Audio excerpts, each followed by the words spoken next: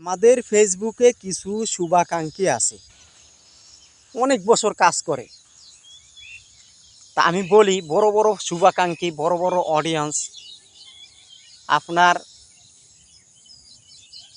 তারেক ভাই, এরপরে আপনার সুমন ভাই, এরপরে আপনার জীবন ভাই, বড় বড় অডিয়েন্সরা ফলোয়ার নিয়ে কথা বলতো।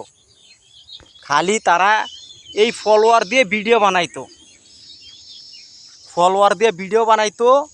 তারা বলতো কি, আপনারা ভিডিওটা শেয়ার করেন, শেয়ার করে এখান থেকে ফলোয়ার পাবেন বেশি করে। হ্যাঁ, আপনারা একটা ভিডিওতে কমেন্ট করেন, কমেন্ট করলে আপনার বাড়িতে ঝড়ের গতিতে ফলোয়ার বাড়বে। একটা কথা কি ভাই জানেন,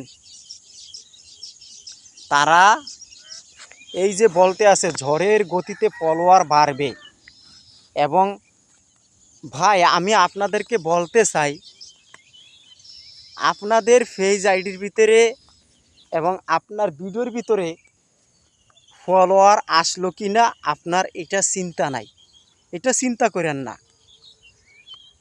কিভাবে আপনার কন্টেন্ট আপনি ভালো করতে পারবেন, এবং আপনার কন্টেন্টের ভিতরে আপনি ভালো মনোযোগ দেন।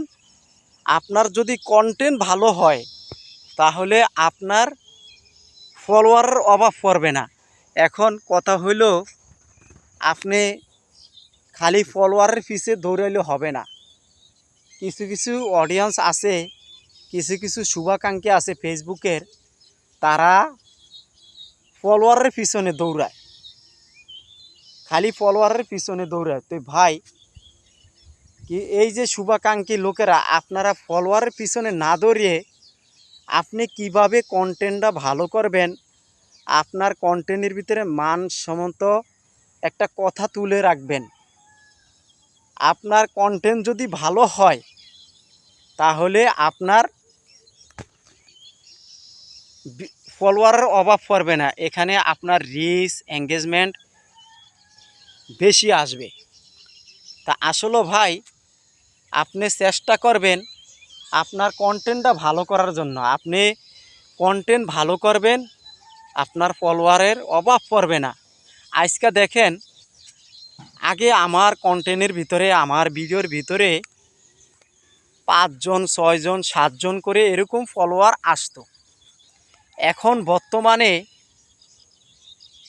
20 জন 30 জন 50 জন, সপ্তাহে 200 জায়গা।